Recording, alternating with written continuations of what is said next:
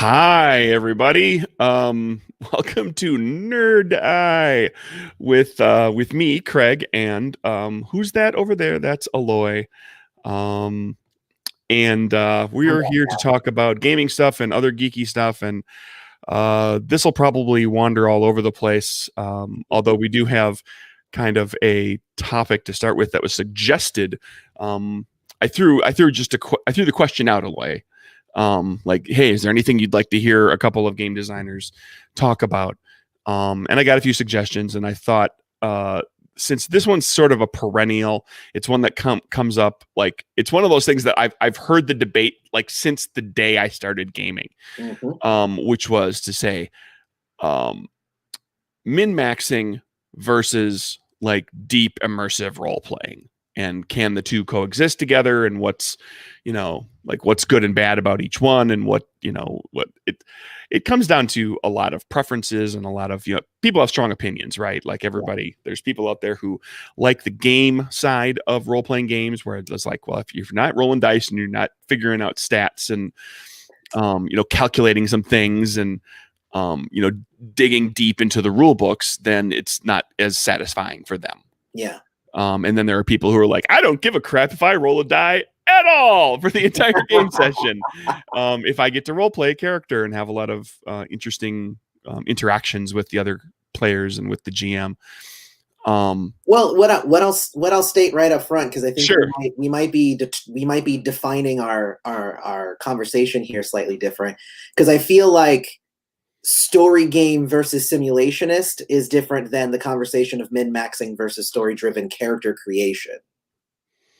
Well, there's story-driven character creation. There's also like story-oriented role playing. I think one of I think the question was born, or the suggestion was born out of the idea of, if you're playing a game that is got enough rules crunch to it that you can min-max, that you can kind of pull from the system and find all the little combos that go together, and that's your preoccupation.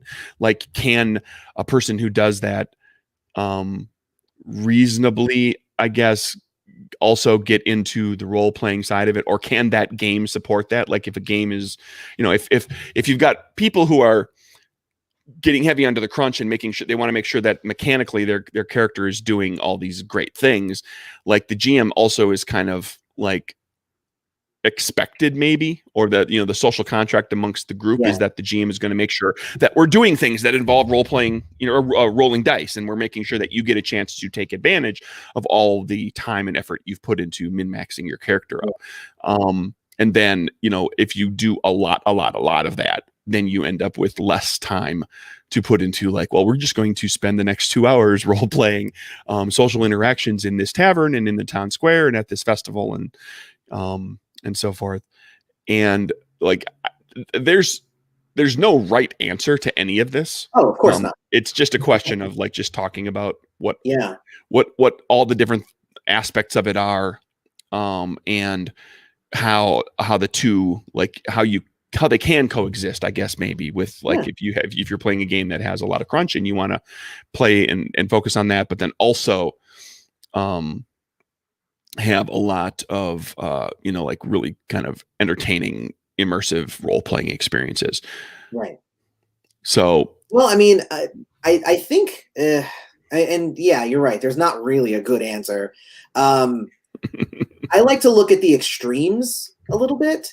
So, like, if we look at the extremes on both ends, one is like, why even make a character? Just play a story game where you draw a couple cards and then create a story around it, and then you're done. There's no min-maxing involved, because there is no crunchy mechanics or anything like that. Then you get people who want to, I won't say abuse, but exploit the system so that their character is the most badass ever on the face of the earth. I think before, the nice way of saying that is that they game the system. Well, yes and no. Because the system presents that to you, right? Yeah. If the system is crunchy, it's inviting you. Yes. Oh my gosh. To play those pieces. Yes. As a game designer, every piece of a game that I design, I want you to mess with. Like, that's the point. I remember I had somebody at a con come up to me and they had a character that they had made up in Apocalypse Prevention Inc. API, and they were like, "Well, I broke your system. I just wanted to let you know." And I said, "Did you?" And he goes, "Yeah, I made a character who gets like plus 30 to all my grappling checks." And I'm like, "Well, that's interesting. What does he do if he's in court and he has to present his case because he grappled that guy to death? Do you have those things?"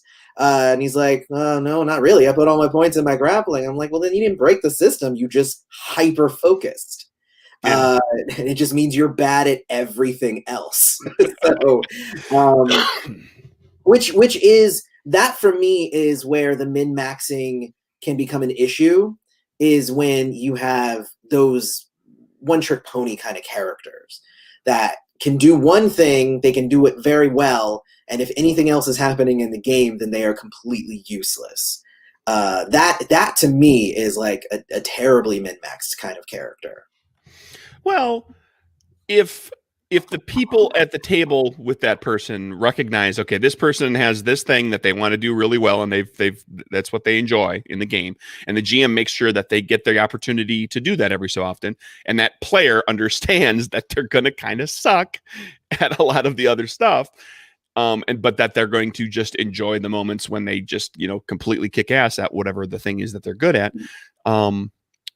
And the other players recognize that, okay, well, our characters are going to have to pick up the slack to deal with all that other stuff, which is kind of what you usually get out of party design anyway.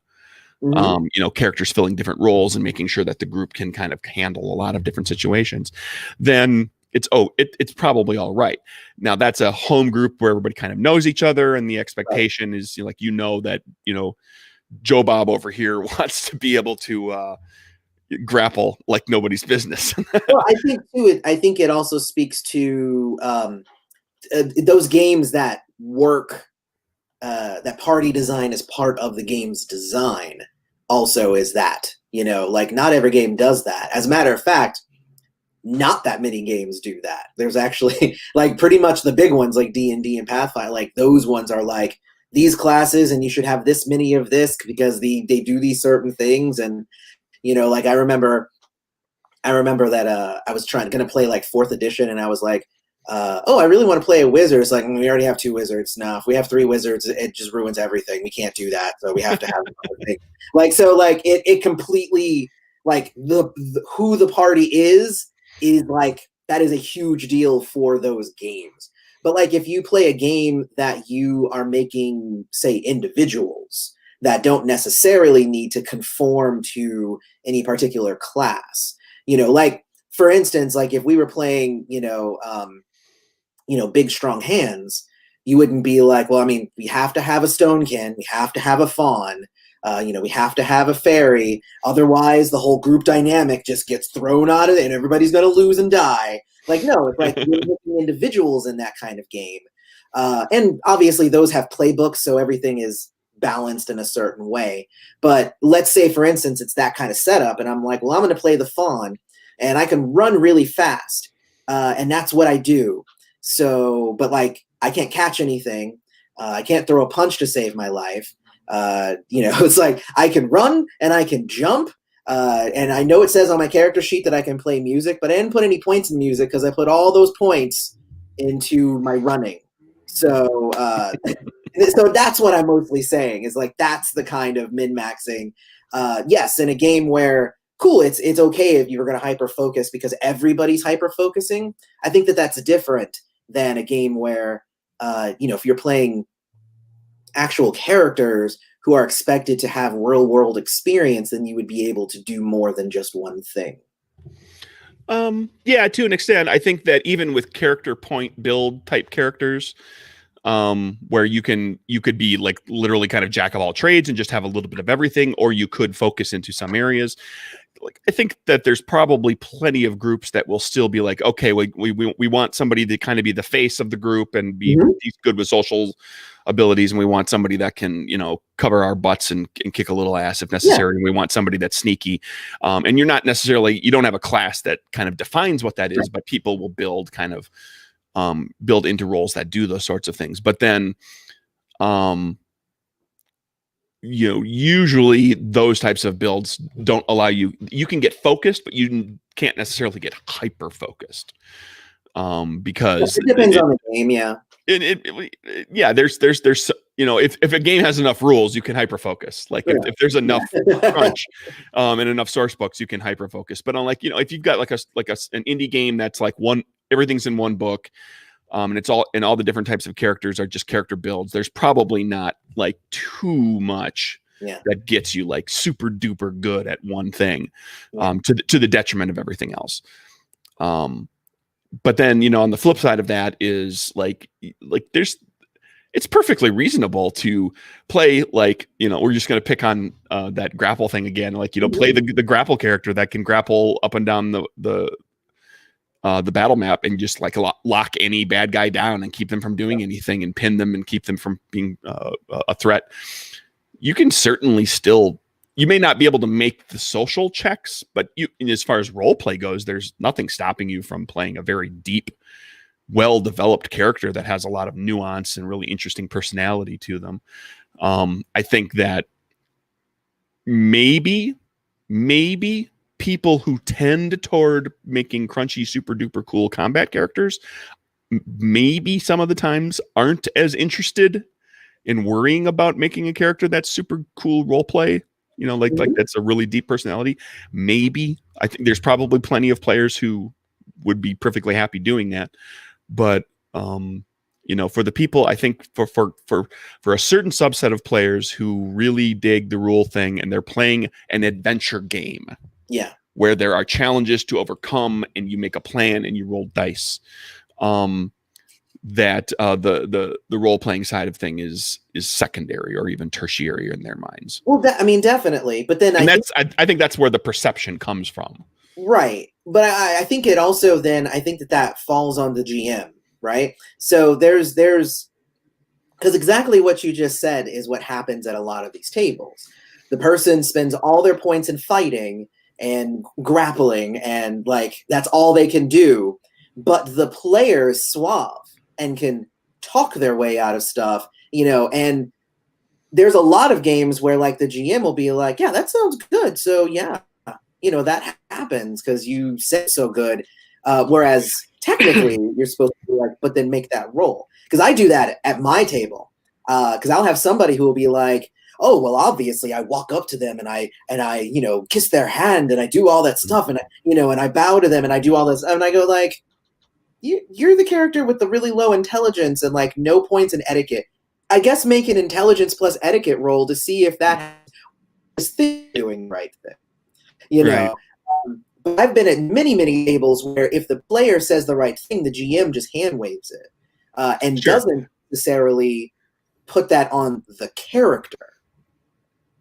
And that goes to the table culture. Yeah.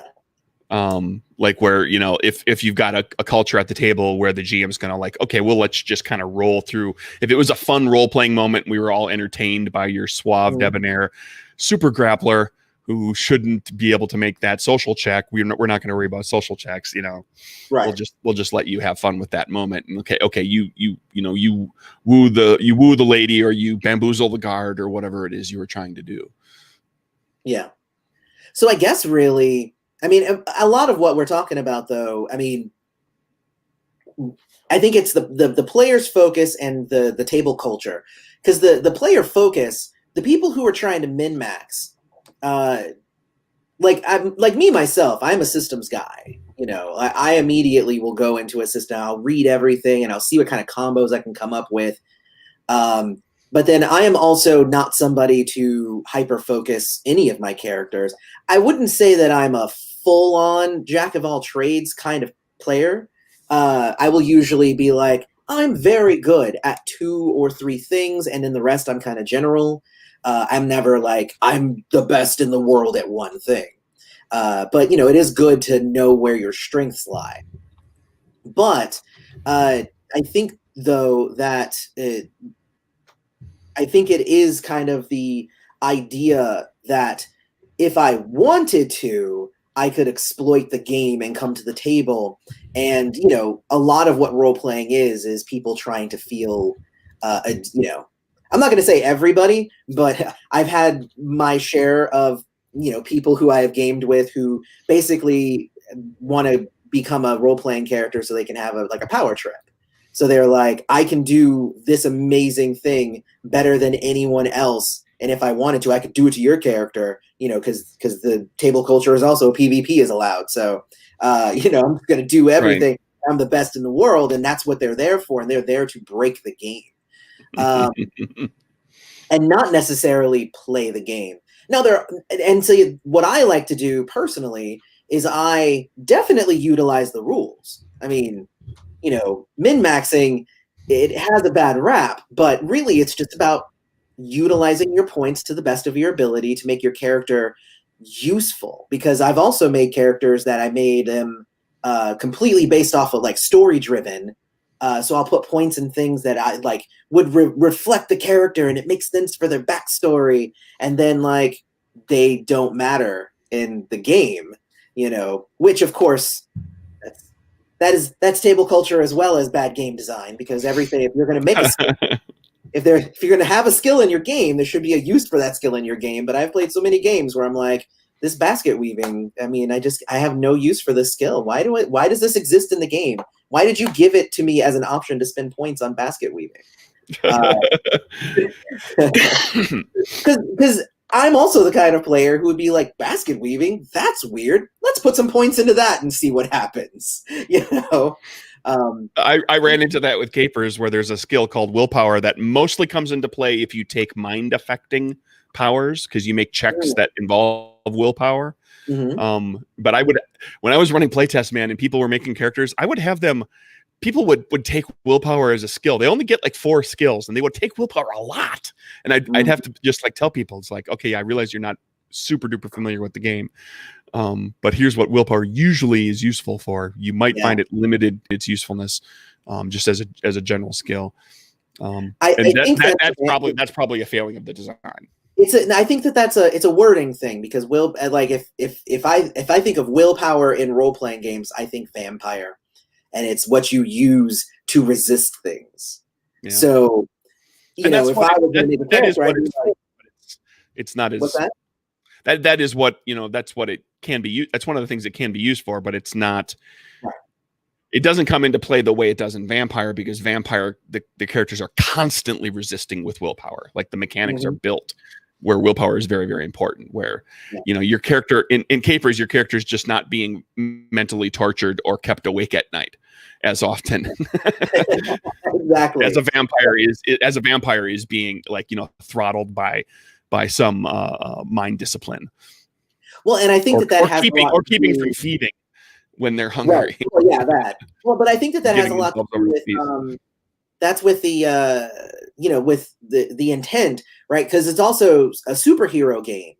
I know lots of people. I think I told this story a couple of sessions ago. Or a couple of things ago, but like I was talking to my friend, and they were like, "Yeah, we're gearing up to play a new supers game," and I'm like, "Oh, that sounds pretty cool. Like, do you have any ideas for your character?" And he's like, "Well, I'm thinking about playing a duplicator, but Mark's going to be in the game, so I have to take a whole bunch of mental resistance, because he's going to play somebody with mind control, and he's going to want to mess around with everybody." So, and I was just like, see, and that's the part of it that I'm like, that ruined, like, don't invite that person to your game. Like, I just wouldn't even do it, because if I, as a player, know that out of character, I have to spend points so that another player doesn't mess with me, that's bad. Like, don't invite that guy to a game. That's what I say. I don't know. Yeah. or try to have a talk with them and say, hey, could you? We've seen your trick. We've seen the thing. We know you love doing it. We've seen it. It's like maybe play something else. But that is a thing in supers games, right? Yeah. So if there's superheroes involved, we've all had enough exposure to superhero pop culture. We've all played soup games. All this stuff. We know that there's mind manipulators out there. So I'm going to take some willpower. Even if I only got 4 skills, one of them is going to be willpower, because I'm not going to be mind controlled. But that's all. But also, you already kind of said that like mind control and stuff is not necessarily a big thing in Capers anyway. It's not a big part of the game. Right. Which I think there might be the disconnect there too. People are expecting exactly what you're talking about. They're Exactly. expecting, oh, it's a supers game, so there's going to be a bunch of mind control, so I'll take willpower so that I don't, um, lose agency over my character. And I was like, no, you don't understand. The designer of this game hates it when players lose agency over their character, so he didn't put mind control in this game. Yep. I put it in my supers game, but that's a whole other thing. Yeah. I feel like it's important. It's important to have that. I think you need it, but it just needs to be, there need to be limitations and there, stuff like that. It's a very tricky thing to design, and design it good. I mean, because anybody can write, and then you tell them what to do on a page, so it's about having, realistic limitations that allow for the power to still be interesting and fun to use and play without it being like this, giant consent, revoking thing at the table. So it's a tricky needle to thread. Well, and it's one of those things that you decide, okay, I'm going to create this. I'm going to put it in there. I'm going to try to balance it, make sure that it's not inherently just going to just constantly F with players. And then you have to just sit back and say, okay, well, there it is. And I trust the players to use it in the way that will be enjoyable for them at the table. Exactly. And for some groups that will be like, okay, we can use this and you can screw around with other players. And some groups are going to be like, well, we're not going to use that power. Yeah. And the bad guys aren't going to have it either. It's a super duper rare power. Like almost no one has it. Like one person has it, so I had to write it in the book. But oh boy. But no, anything else to say about min-maxing? Or I mean, there's always more to say about min-maxing. I mean, that's the thing is, because you end up, well, I mean, because there's a thing, right? It's like you can try and design your character and create your character to do a certain thing. It doesn't have to be the only thing that they do, but I mean, I guess you could do that. But to me, that is, I guess, hyper specialization, which isn't necessarily min-maxing. The term min-maxing means the minimum number of points spent for the maximum output. So, like, really, if you think about it, like that's not a bad thing. Like, see, and here's the thing: if you just blew my mind because I have never thought that that's what the min stands for, ever. Oh, what did you think it stood for? Min means that there are some things that you are going to absolutely minimize so that you can maximize other things. Which is the offset of having things that you're just terrible at so that you can have these other things that you're incredibly good at and will rarely fail at. Okay. So part of the disconnect is like just in the way people look at the term and the idea. Like, people use the term min-maxing all the time. I wonder how many people out there have a specific definition in their head and whether do they think that everybody else has that same definition. Right. Because until you said that right there, I thought everybody thought the thing I thought. Literally. I thought that's what everybody thought min-maxing meant. You minimize some things to maximize other things. I think it depends because I think it's where you like. I think it's like where you started, where you learned your terminology and whatnot. Like, it was I had role played already for at least 5 years before I ever knew what a dump stat was. Like it's just not a term that I ever used. Because to me, all stats were like super important, and like there was never one like you don't need charm. It's just like or charisma. It's like, of course you need charisma. What are you talking about? How are you going to get henchmen? How are you going to woo the princess? You need charisma. What's wrong with you? I also play a lot of bards, so that's a thing. So I play elven bards because that's why charisma exists. But so I mean, but I've always kind of thought it's the minimum like spending for the maximum effect, but then it's also about obviously the hyper specialization as well. But most people do the hyper specialization. It depends on the game. I also feel like when it depends on the game, because like if you take a game, for instance, like Ninja Crusade that I make, like everybody is basically like a walking army. Like everybody is a ninja, and so like it's expected that all of the ninja are going to be really like amazing fighters and can take you out and whatnot. But there are ways to even specialize on like certain weapons and certain jutsu and all these different things. So you can definitely specialize and go in different directions. But the way that character creation is it's very like it's step by step. Everybody starts off with the same number of points and the same number of blah blah blah. It's just where you spend them. So there's not even necessarily really any fear of any one character becoming way more powerful or anything just because they've been min-max. Like, oh, I spent a bunch of points in my fighting and I can use a sword really well. And it's just like, well, I spent a bunch of points over here in my persuasion, and I have this jutsu that allows me to drop hypnotic suggestions in the people. And like, sure, I can't swing a sword as good, but I can tell you to drop the sword and you might do that. It's like, so like there's always a counter for everything. Whereas I think when min-maxing started, I think it started in D&D with Dumbstat and stuff where, people were digging around in dungeons, fighting dragons and finding out that charisma did not come into play. Because all we're doing is beheading goblins and, killing basilisks. So I don't need to be good at talking to do that. Sure. As long as I've got my catchphrase for after the kill strike. Exactly. Spoon. I'm good. I don't.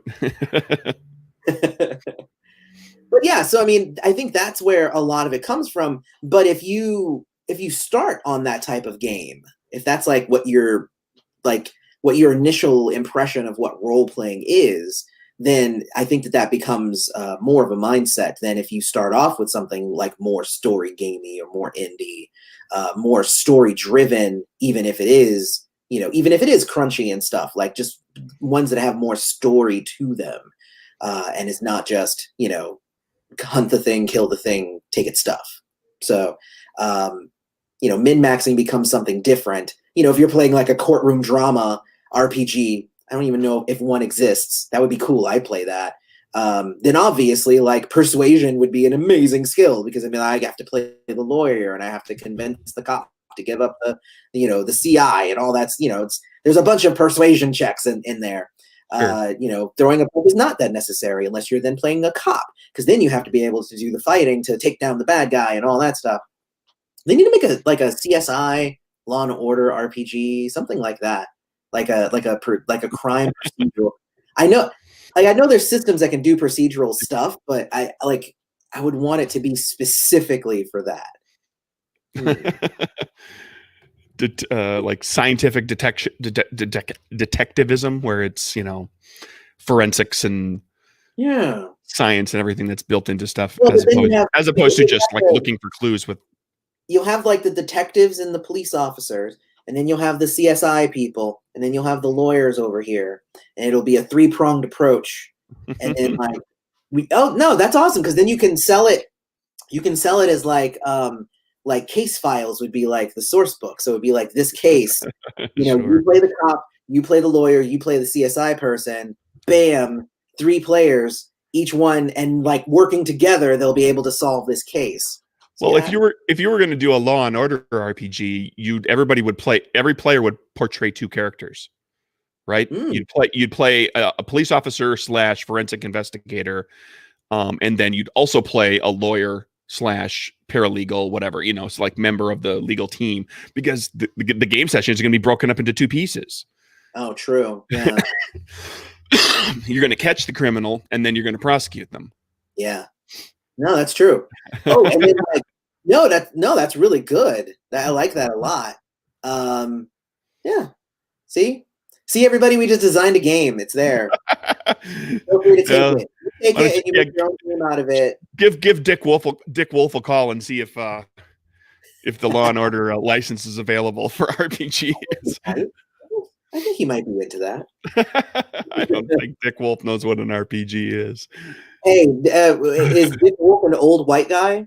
Probably. I'm assuming. I mean, he's one of those. I believe he's one of those guys that he's been doing like TV shows for freaking ever.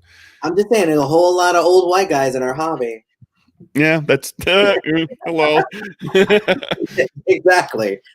So Yeah, I don't know. Hey, don't get me wrong. I'm right there with you. Like as far as like the whole turning TV properties into RPGs or making RPGs that are inspired by TV properties. I mean, I'm doing one. I have an idea for another one. I was trying to figure out earlier today. I found myself thinking, could you make Scrubs into an RPG? And I don't know if I have the hook for it. I don't know what it would be because it's like you can do a medical RPG. There's Mashed, which is a PBTA game powered by the Apocalypse game called Mashed. That is modeled off of the TV show MASH, and so it has the comedic antics of the surgeons and the staff at the MASH unit, but it's also very much about like they're actually like doing God's work, so to speak. They're saving lives and doing all that. Whereas like Scrubs is like it has its dramatic moments and the characters do doctor things, and it's actually received a lot of accolades from actual medical professionals as being very realistic. Wow. But it's also very much comedy and a buddy, it's a buddy show, and it's a relationship show. And like, I don't know. I'm sure there's a game in there somewhere. I just don't know like how you would couple the comedic drama of the relationship kind of stuff with actually having the characters like practice medicine and everything and be like informed about that too, because like the medical field is one of those things that's like if you want to portray it in a game, you'd kind of like to portray it at least like half correctly. Like if somebody says that this patient has a tension pneumothorax, you better know what that means, right? Because otherwise you're not going to be able to make any intelligent decisions for your character. Whenever I design anything, I design with like lots of generalities. Like I know people are like very much into like gun porn games, Sure. where they're the modern games where they're just like, well, obviously I have an HGPX 1050 with the blah blah blah bullets and stuff. And I remember I was running one of my games, and they were just like, so I want like a Desert Eagle and blah blah blah, and I'm like, would you consider that a light, medium, or heavy firearm? Probably medium, probably. Cool. Here are the stats for a medium firearm because I don't care what model it is. Yeah, that's generalities all around. I do that plenty as well, but like like if you're doing the doctor thing, it's like if you diagnose a particular thing, okay, do you need an antiviral, an antibacterial? Do you need a steroid treatment? I mean, like there are specific things that this is what you have to use for it to make any sort of sense. What I think you could probably do is you could have, again, kind of like those kind of pre-written like adventures that would have that information based on what each one was and what you were trying to solve and whatnot.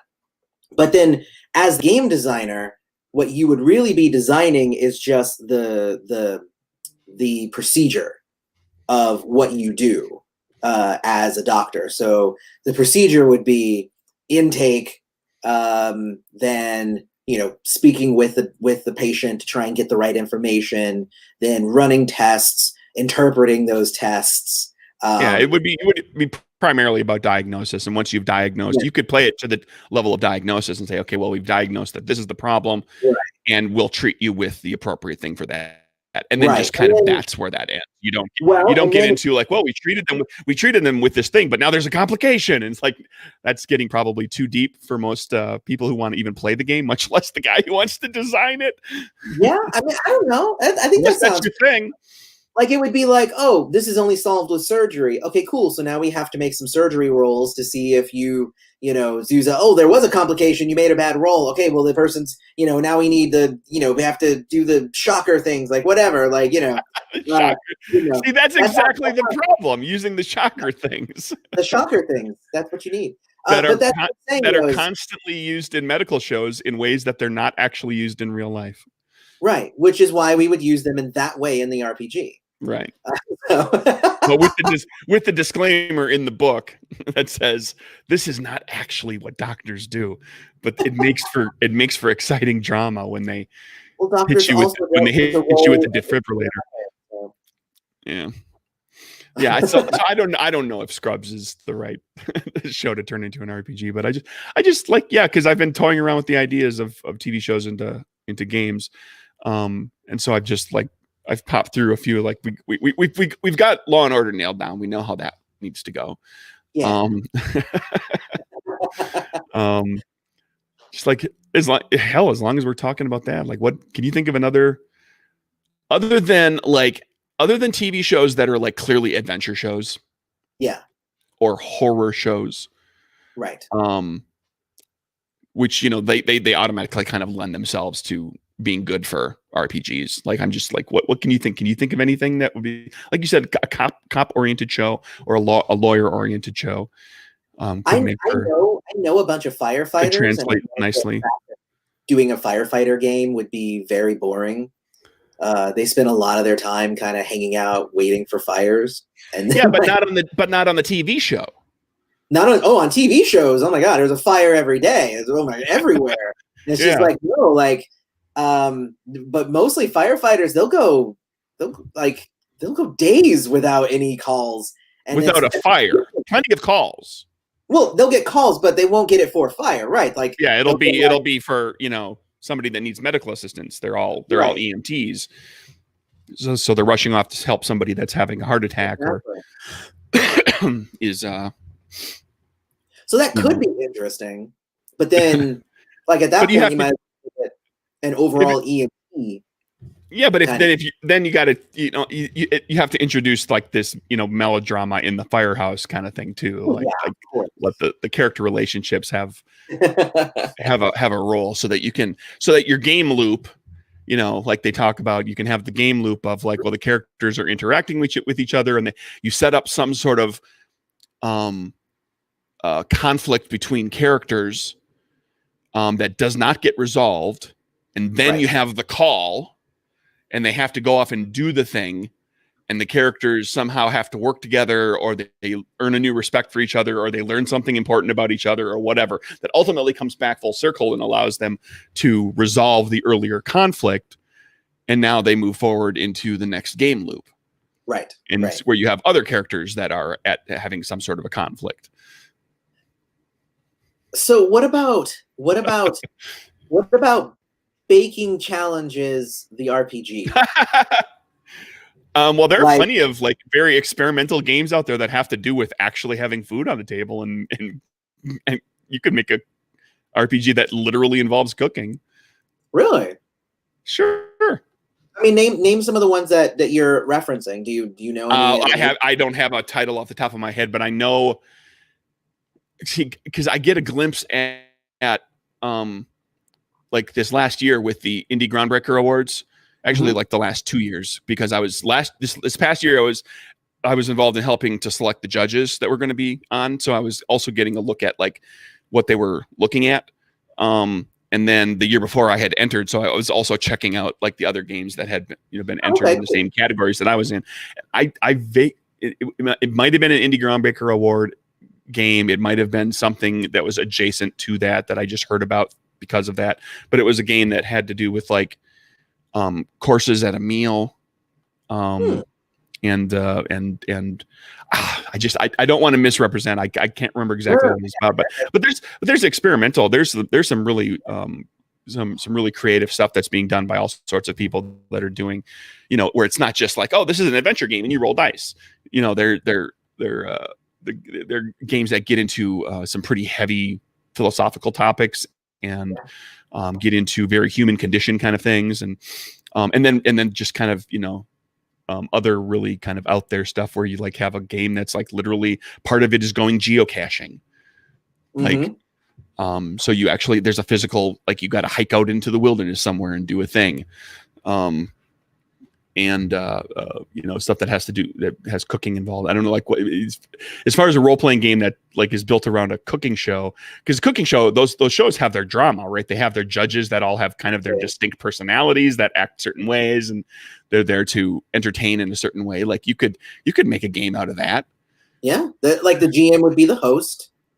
Sure, and you can have the players rotate around between being judges and being contestants, and when you play a judge, you have to have like this distinct personality type that you kind of stick to. So like, are you the a-hole, or are you the really nice person, or are you the really like accomplished chef who's very technical?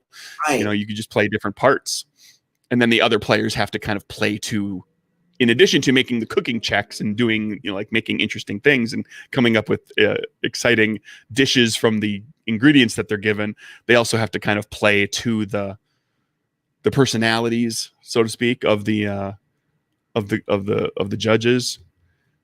That could be fun. That could be fun. That does sound like it's much more of a role-playing thing and less of a mechanics thing. Well, I think you could have like just a little bit of mechanics for like making the dish. Like you have to come up with an interesting way to combine everything, and then you have a check that you make, and then there might also be a check that you make that involves like how, like when you play up to the judge, when you kind of try to get them on your side or whatever, like there might be a check that's involved there. And then the person that's playing the judge has to kind of adjust how they treat the contestant character based on like, if they rolled the check, if the check succeeded really well, then they have to be really conciliatory and congratulatory and everything. Yeah. And if they roll poorly, then the judge can really rip into them, or exactly. And it just becomes, the checks become just ways to guide the improvisation right of the character interaction. That'd be pretty cool. I kind of dig that. All right, so we'll put that on the docket. That'll be another game you and I'll design together. Yeah. I've never watched a cooking show like that, like more than like an episode. Of them. And my youngest son, he's 4, but like since it's holidays, like during Halloween, we would watch the Halloween baking challenge. Now that it's like, Christmas time, we're watching the Christmas cookie challenge, where it's people make different types of cookies, and it's just like he's I'm like, all right, if this will get you to go to bed, let's go ahead and watch it, I guess. Like whatever will make you go to bed. Oh man.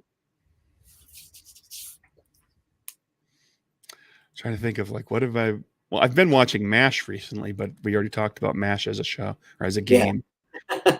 I've been rewatching The Fresh Prince of Bel-Air after they had the reunion thing that they did. The reunion was really good. Did you watch it? Yeah. I enjoyed it. I figured I would probably enjoy it in general, but I enjoyed it a lot. Yeah, like, I really dug it. It's one of the better reunion shows that I've seen for a TV show like that. Like 20 years after the fact, or 30 years since the show premiered, 24 years since it ended. Yeah, it's kind of crazy because I don't know. There were a few things that I was just like, I don't know if this is just editing, and then it's kind of irking me. But like the Will and Aunt Viv, that conversation, it kind of irked me because like I've seen her talk about her experience after, and it was bad, and that ended very, very badly.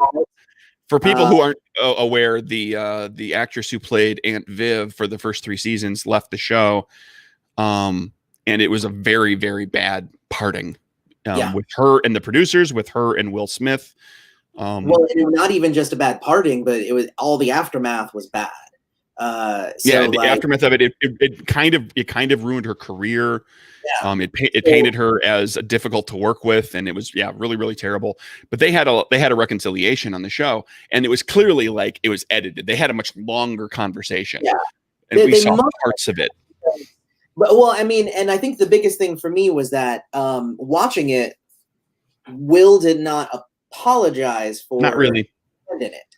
He kind of half-assed apologized at the tail end, where he was kind of after she said she was sorry. exactly. And that part I think for me was the worst. Like all the rest of it, I was like, this is really cool. And then they were like that, and I was like, that. I don't like it. I didn't like it. But I will say this. I will say this. Given that she walked out of that very unfairly back in the day, as being painted as the difficult one, whether people still believe that or not, or what kind of prejudices they hold, the fact there's part of you that wants Will Smith to be the person that says I'm sorry because he caused all of that, to be the one who says I'm sorry first.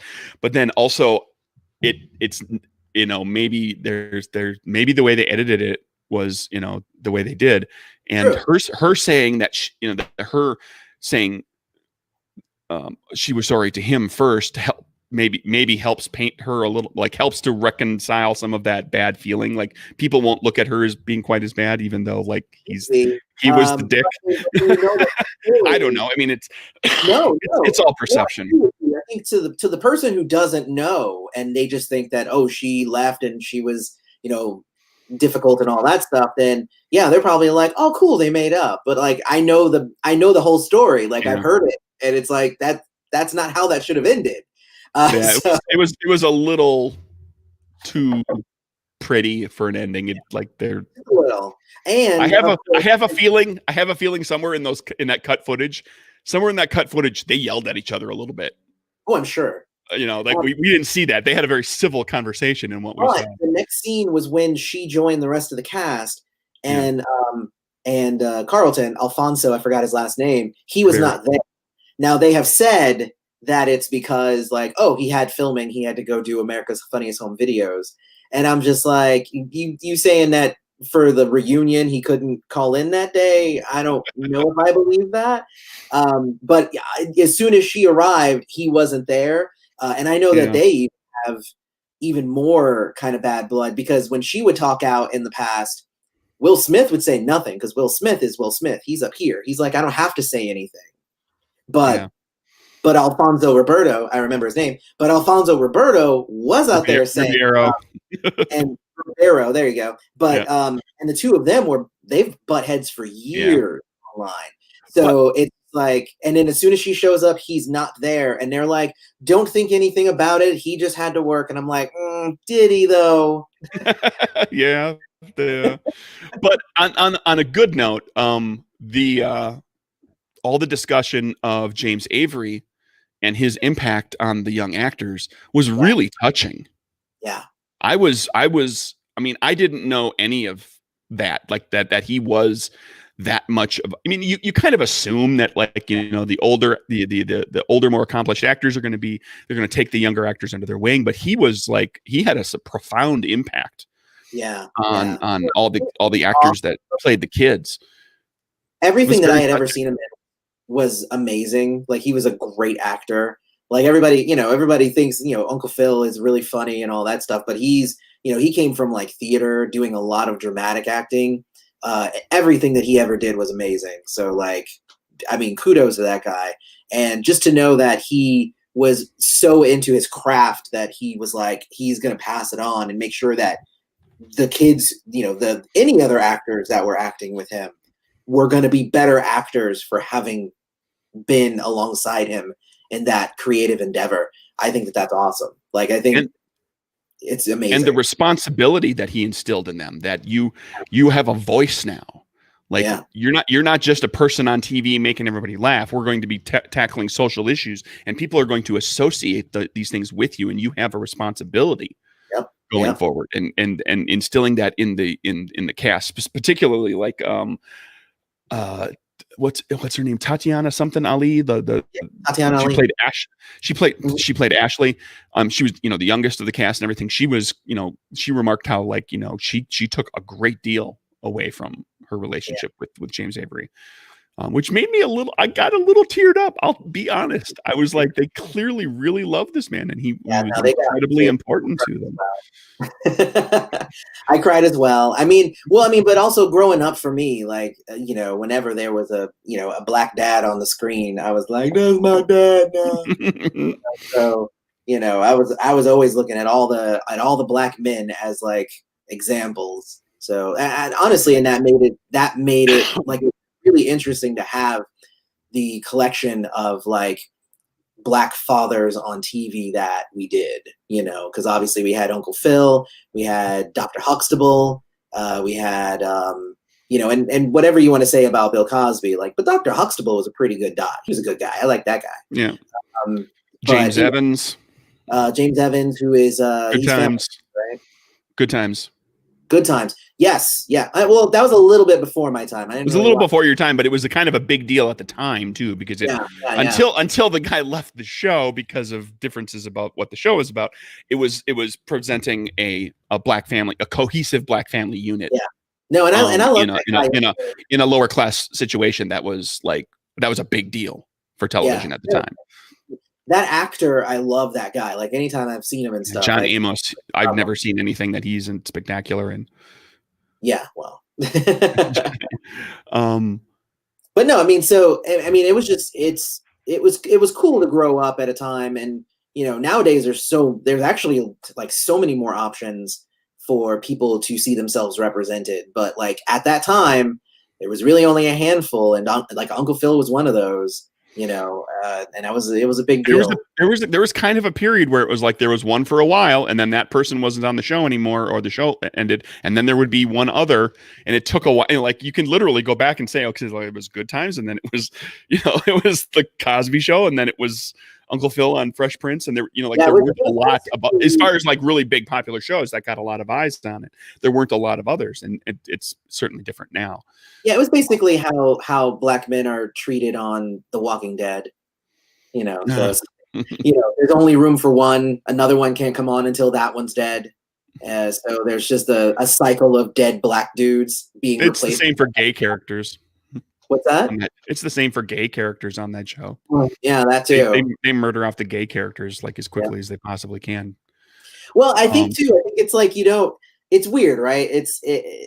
It's so funny because like I'll have conversations with trans people, gay people, and they'll be like, "And did you notice that thing that was in that show?" And I'll be like, "I did not notice at all. I noticed that the Black person died, but I did not notice the thing that you noticed because it doesn't stand out to me."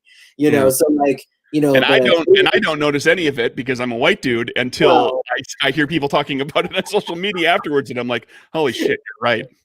Well, and that's to say is like, so like I will have to actually pay more attention because I didn't actually realize that there was an issue with gay characters on The Walking Dead. I definitely knew the one with not even Black women, because there's been a couple of Black women and women of color in general that come and they stick around. It's the dudes that keep dying. Like they just like cycle them through. It's crazy. Yeah. And but just a note on Fresh Prince of Bel-Air too, because I started rewatching it. And when it was on, I didn't watch it like every time, every night it was on. I kind of caught it here and there. But then for years afterwards, I caught it in reruns. But when you catch things in syndication, it's all just episodes here and there. It's out of order. Yeah. So I lose track of all the kind of stuff. Like the episode where Carlton and Will are driving the car, and it's a car belonging to like the BMW. Uncle Phil. Yeah, Uncle Phil's law partner, white guy. Mm-hmm. And they don't know where they're going, and it's night, and they're in the wrong neighborhood, and they're driving slow, and they get pulled over, and the cops are racist, and they haul them in. And everybody, if you watch the show, the episode I'm talking about. Exactly. That was the eighth episode of the show. They wasted no time. Like that was like, I was like, watching it in syndication, you don't think about it. You're like, oh, well, once the show's on the air for a couple of years, then they can really start tackling issues. And it's like, no, they were nailing stuff like in the single digits. They were having an episode that was almost, 2/3 of it is about, Black men that just got pulled over by the cops and hauled into jail. Yeah. Well, and that it's interesting because that whole first season was, it's weird because it was supposed to be there to kind of break Will Smith into the high living and, where he was in Bel-Air and all that stuff. But for me, it was mostly, when you were watching it, it was mostly just trying to bring these characters who seemed divorced from, what it meant to live as a Black person, because they're living in Bel-Air and they're surrounded by all these affluent, white people, not necessarily, the people from the streets and who come from ghettos and projects and stuff. So for me, a lot of it was Will Smith bringing that energy there. Yeah. Oh yeah, And absolutely. by the second season, like he had already taught the people there so many lessons. Like that was one for Carlton, but like Ashley and him were immediately like besties, and she was trying to copy him. And and yeah, and she wants to play the drums, and she learns to rap, and exactly. like all those. She was where she had previously been, doing ballet and playing, was it violin or piano or something, and where like she was being given a certain path and a certain, like, these are the things that we want you to, the finer things in life, and then she's suddenly exposed to Will and some of Black culture that she just doesn't see. Yeah. Where she was. Yeah, they did. They all three of the kids like were influenced, just in different ways. I think Hillary was the most resistant to it because she was so aloof most of the time. Like it took long. It was interesting because she was significantly older. Keep in mind, when the show starts, the Will and Carlton are sophomores in high school. She is 21. Oh wow. Okay. So realistically, if the writers were playing it smart, and it seems like they were, like, she's going to be harder to swing because she's 21. She's developed who she is. She's discovered like kind of what she considers her comfortable place in life. And so she doesn't change as much as Carlton or Ashley did. Yeah, she really didn't. I mean, from my memory, I haven't rewatched it, but yeah, I remember like it took significantly longer for her to come around to Will than it did, Carlton, who was kind of same agey, or Ashley, who was even younger. Very impressionable. And very impressionable, exactly. Anyway, I don't know how this became a conversation about Fresh Prince. No, that's great. That's what it's supposed to be.